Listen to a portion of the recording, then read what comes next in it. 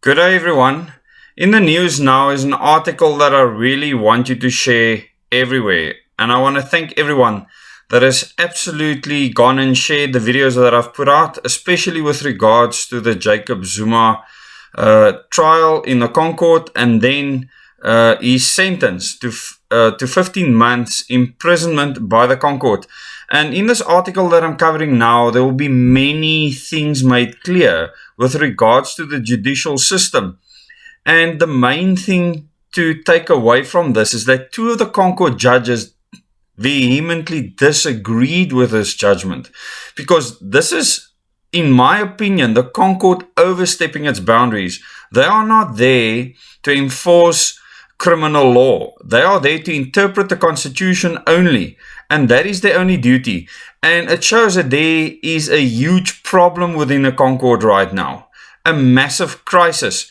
And it's important that these problems are actually shown up right now. I've had a very long day. All of the social media platforms, the Double O Desk platforms have just exploded.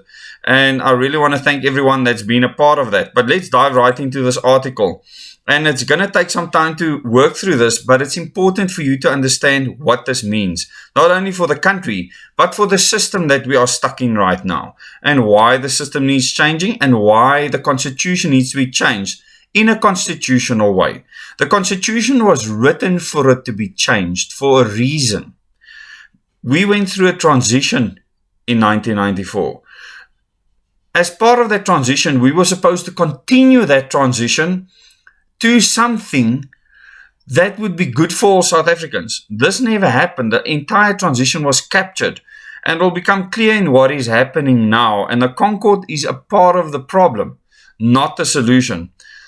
So there's a specific lady that wrote this article, and you'll find the link to the article in the description below the video. Zuma judgment. This headline from News 24. Why two Councourt judges disagreed with the majority ruling.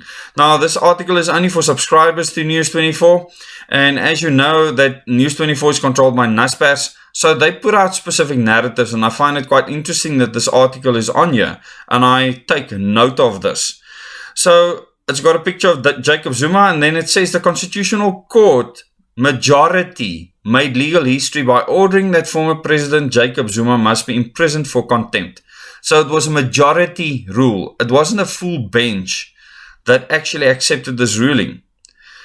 Two justices insist that ruling is unconstitutional, and I absolutely agree with them.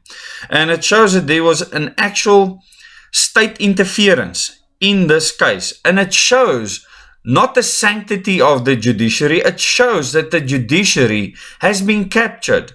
And the irony is that everyone has been saying that Jacob Zuma captured the state, when the opposite is true. Cyril Ramaphosa and the people that he belongs to has captured the state. They've been in charge of South Africa since forever, long before the apartheid years even. They have been running this country. And, you know, if you come to one of my meetings, you'll understand how the country was captured from the 1820s. But let me continue with the article. Acting Deputy Chief Justice Sisi Kampepe knew the Constitutional Court was making legal history when it ordered that former President Jacob Zuma should be imprisoned for 15 months for his egregious and insidious contempt of the country's highest court. But in a ruling delivered on behalf of the court's majority, she found that Zuma had left this court with no real choice. Now, that's not true. They do have a choice. And two of the justices believe that they had a choice. But to order that he be jailed for defying its ruling, that he appear before the state capture inquiry and answer non-nating questions. So there's no criminal charges brought against him in the Zondo Commission. How can you be imprisoned for a court? It should not be for the Constitutional Court to force him to be in front of the Zondo Commission. It's not their duty at all. A high court in the country is a very different story. The appeal went to the Councourt. They cannot rule on that. The only appropriate sanction is a direct unsuspended order of imprisonment. The alternative is to effectively sentence the legitimacy of the judiciary to inevitably decay. Okay?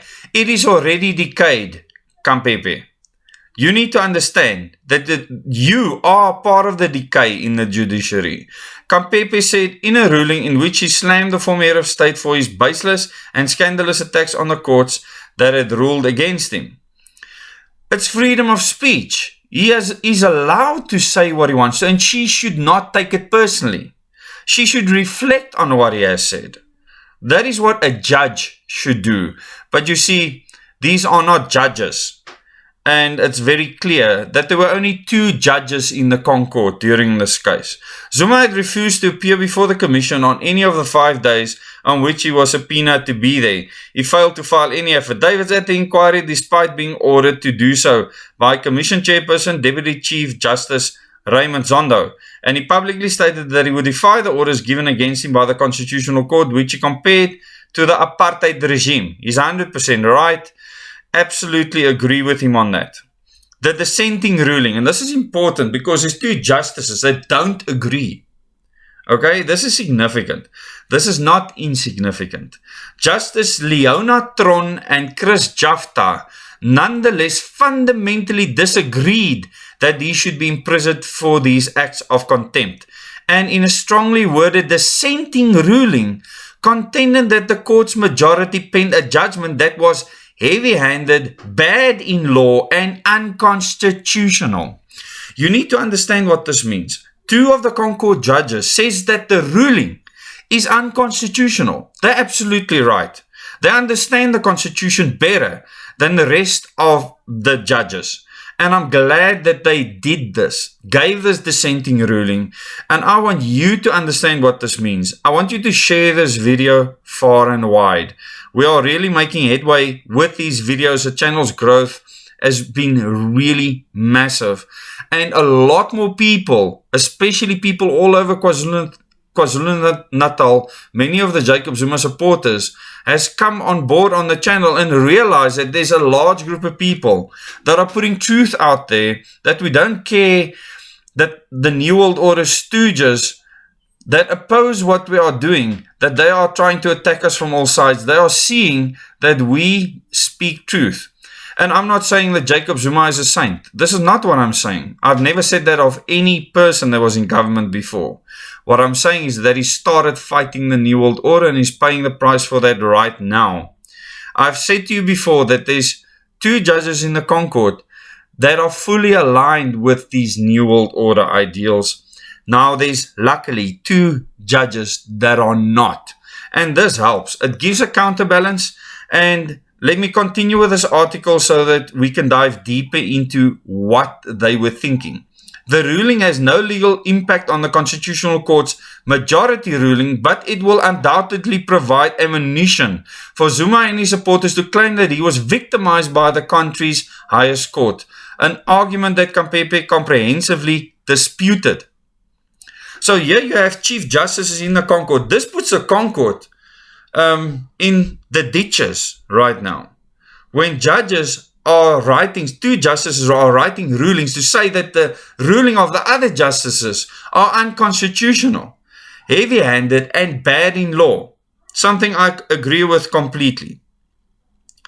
According to Theron, though, the majority of her colleagues violated Zuma's rights by not ordering that he receive a suspended sentence for defying the Constitutional Court's ruling against him, a sentence that would enable him to avoid prison by testifying at the inquiry.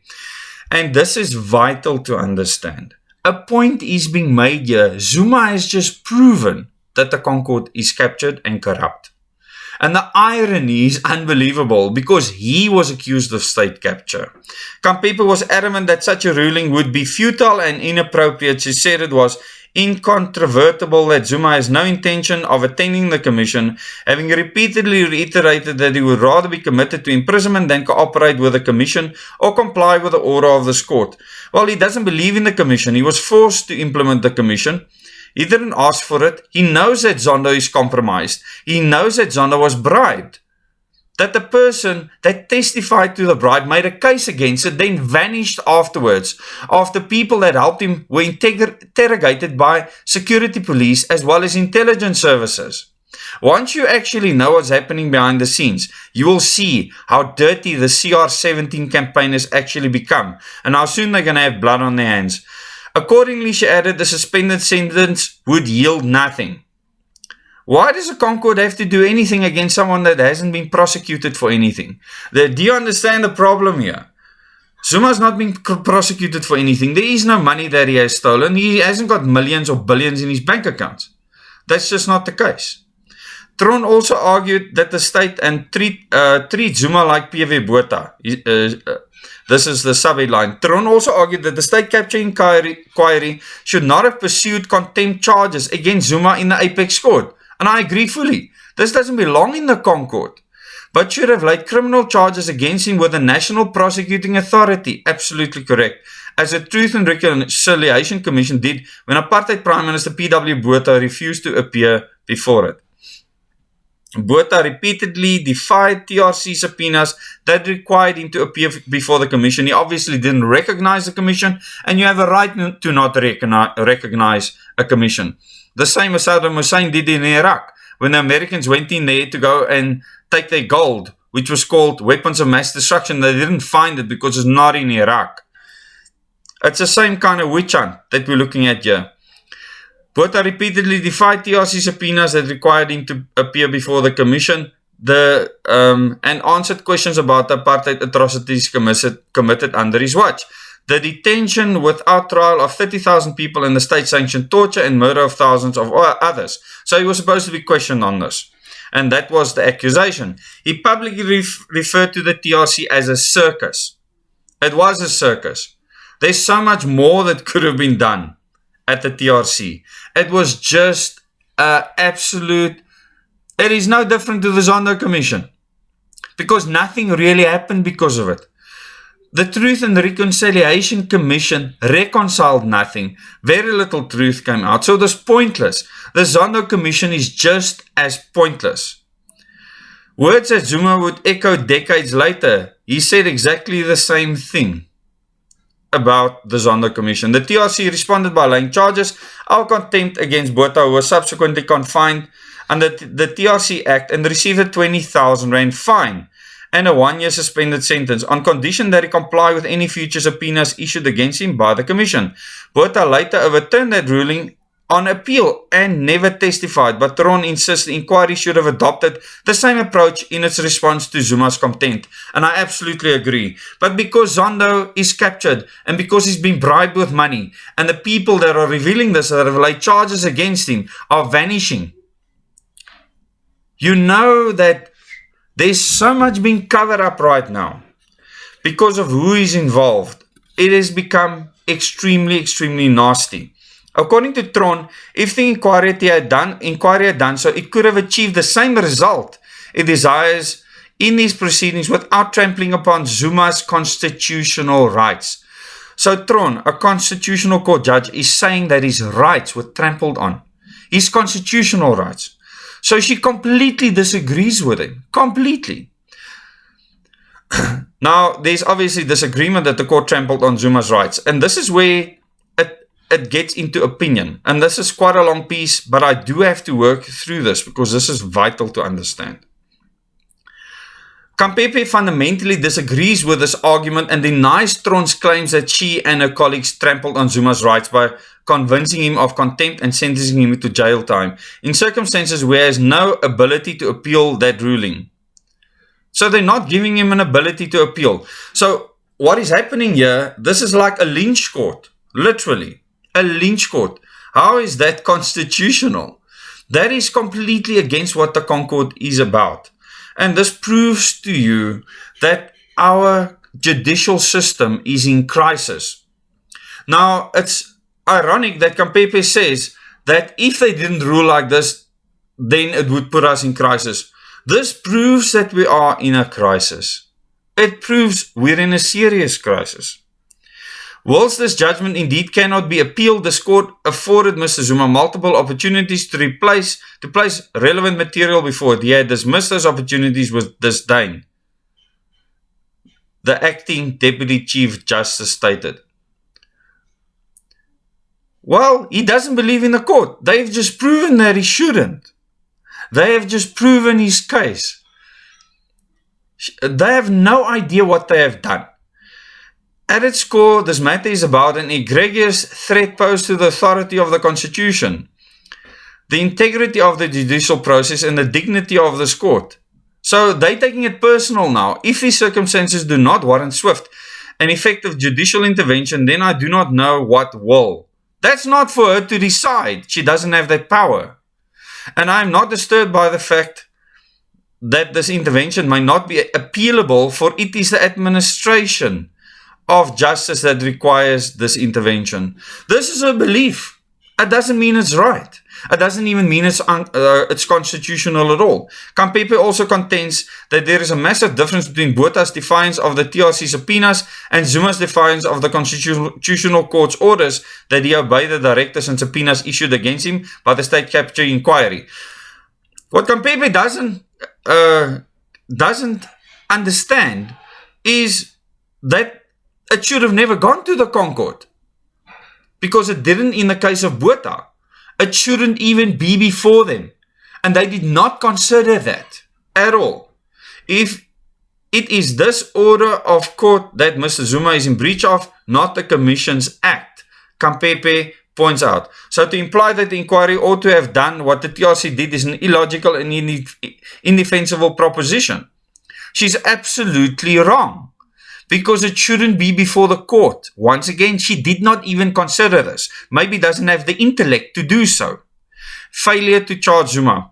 Theron nonetheless argues that instead of laying criminal charges against Zuma for defying the Councourt's ruling against him, the inquiry elected to bypass the criminal proceedings it threatened to lay against Mr. Zuma in favor of an urgent application to this court that was heard as a court of first and last instance. This is the key to the whole case. And Theron knows exactly what is going on. This is a reason. This is intellect speaking. And CAPITEC should listen to intellect, because intellect actually helps. Okay? It should have never been in this court. Once again, to bring it to the Councourt as the do-all, be-all and end-all was the wrong thing to do. She also mistakenly accused the inquiry of not laying criminal charges against Zuma after he walked out of the commission in November 2020, when in fact it did do so. As yet, the National Prosecuting Authority has inexplicably not charged Zuma for that walkout, which was broadcast live on national television. So what is happening now? The NPA is doing nothing, but now they go to the Councourt to prosecute someone. The Councourt is not there for prosecution. It is there to interpret the Constitution of South Africa.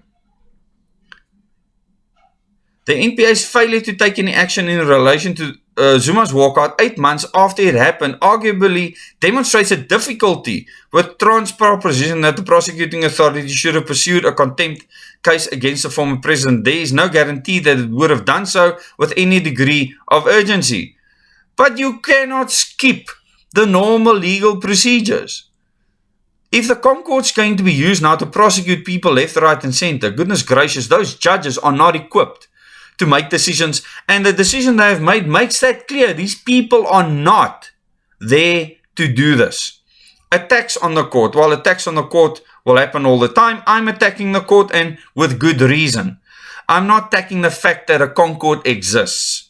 I'm attacking the fact that the Constitution that they're applying and how they're applying it is not helping the people of South Africa at all. It's not serving justice at all. While Theron sought to argue that Zuma's attacks on the Councourt and the judiciary amounted to the alleged crime of scandalizing the court and should not form part of the sentencing process against Zuma, CAPITEC sharply disagreed. And once again, this is a personal opinion. This is a person that is taking offense with what Jacob Zuma is doing. And that means you cannot judge. She should have recused herself if you behave in this way. But like I say, the people of the country should be the final arbiters. We should be the final judge and jury.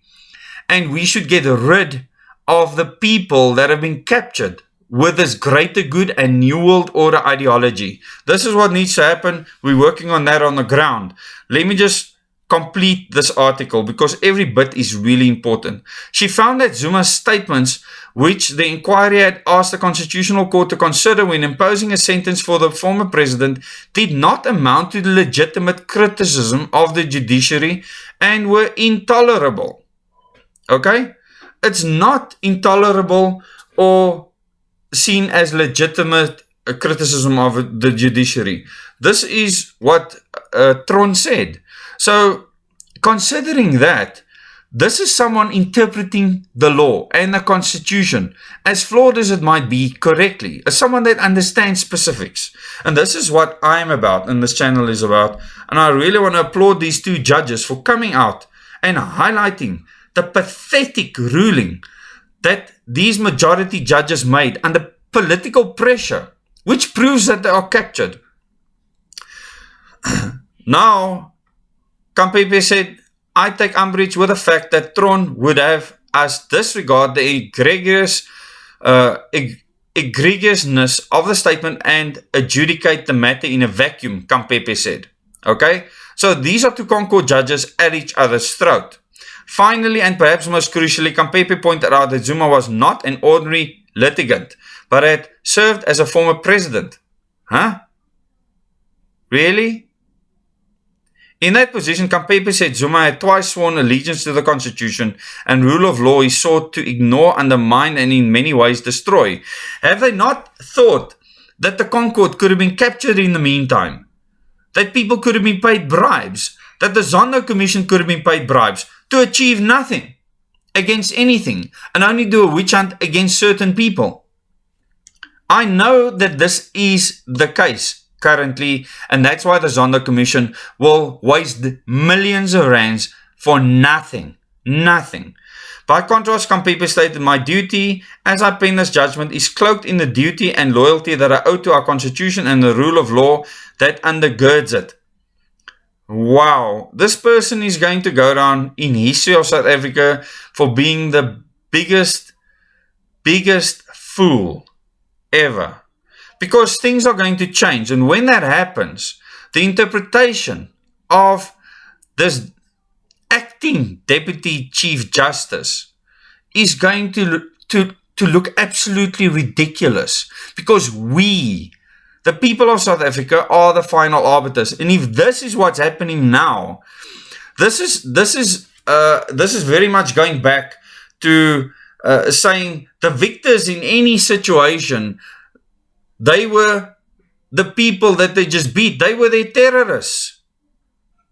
This is the kind of mindset that CAPITEC has.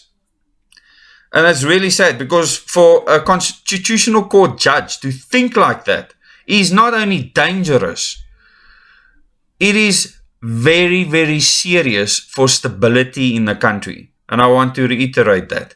It is dangerous and very serious for the acting Deputy Chief Justice to think like this. I finished the quote now. I find myself left with no option. No option. You have an option. But to commit Mr. Zuma to imprisonment in the hope that doing so sends an unequivocal message. So he's being used as a martyr in this case, and this is a huge mistake that this judge, I don't even know if one should call her a judge, made. In this, our constitutional dispensation, the rule of law and the administration of justice prevails. Justice was not served because there were other avenues to deal with Jacob Zuma. He said clearly he does not believe in the Zondo Commission. I don't believe in the Zondo Commission. I think it's an absolute farce. I don't believe in our constitution and many of the things that it stands for, because it takes away citizens' rights. It hasn't given us rights that we need. It's given many rights that are unimportant. That makes it a complete farce. I really want to thank you for sitting through this very important news article and the discussion around it. For those of you that have stuck in there, thank you very much. If you have not subscribed to this channel, please subscribe and click the bell icon. You can join this channel, the Double O Days members community, by clicking on the join button. You can then receive 2 unique videos every month. I'm actually doing more videos than that, but a minimum of 2 unique videos plus every Thursday evening at 8 o'clock. Tomorrow night, a live stream at 8, a live chat. There's so much to talk about, so I'm really looking forward to that with the community members. We're over 140 strong at the moment. We need to grow it to 1,000 as fast as possible. Thank you very much. Till the next video.